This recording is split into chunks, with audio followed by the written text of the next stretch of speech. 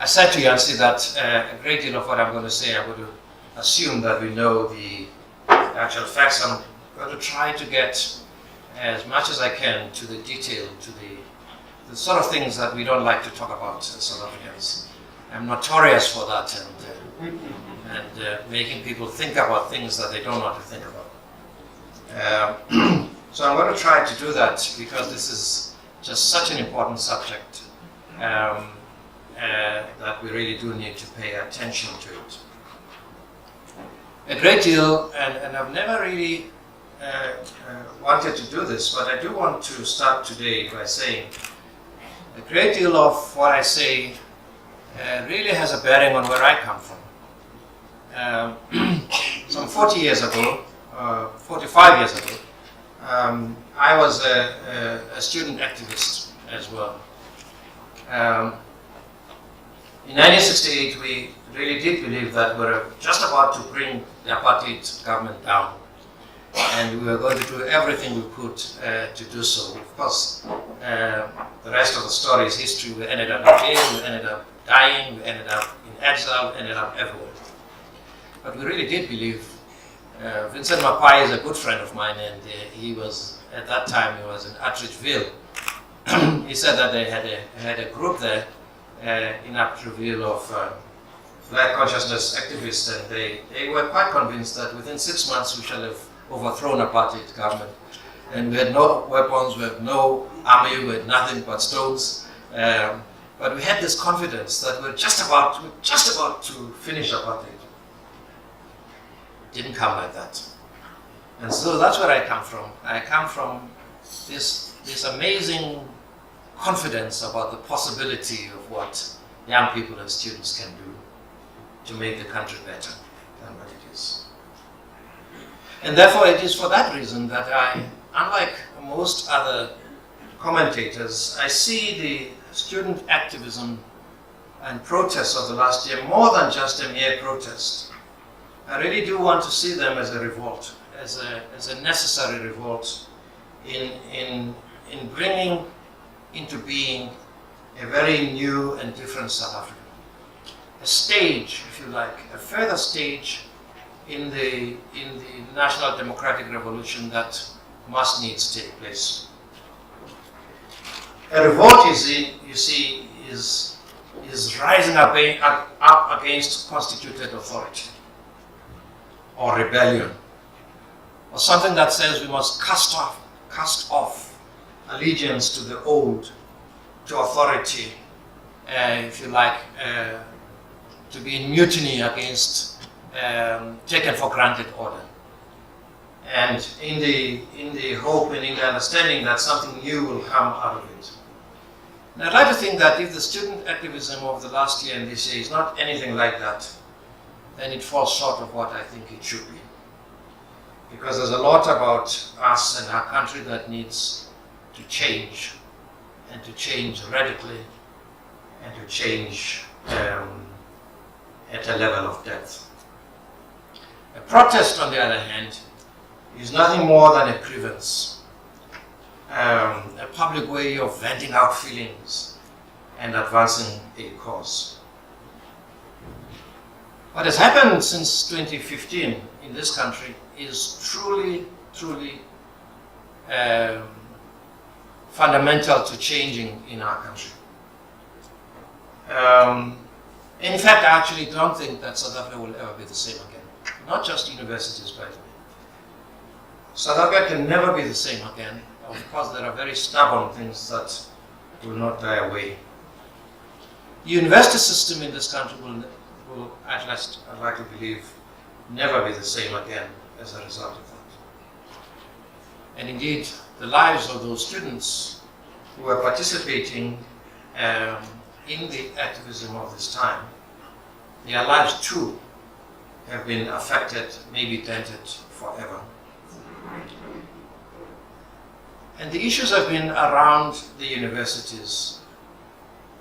Interestingly, centered, at least the genesis of them has been in the historically white universities. And the issues about transformation, the issues about the cost of higher education, issues about the poor and what they do at our universities, issues about the alienating environment of our universities, issues about what is taught, issues about what the people being alienated for who they are in terms of identity, in terms of being African, issues about Africanization, curriculum, culture, institutional culture. In some way, have been very much at the heart of this, beginning, if I may say so, with roads must fall, leading to fees must fall.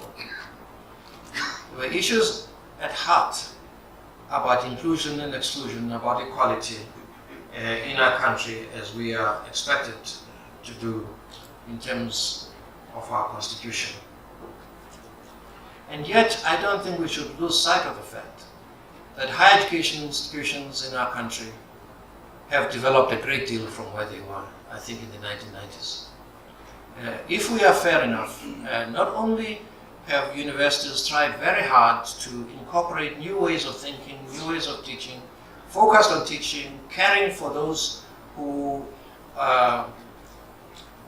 in terms of teaching methods, those who are less able in the environment, and advancing research. And indeed, I think we must accept that South African higher education has made tremendous strides since the 1980s, for sure. I think it must also be accepted that today there's hardly any university in this country that has got student numbers that have more white students than African and black students. There's hardly a university. At some places, actually, the numbers go up to 70-75% at universities like WITS and, to a lesser extent, UCT. Historically, white universities where black people had no access to talk about at all. We tend to lose sight of the fact that actually our universities have changed.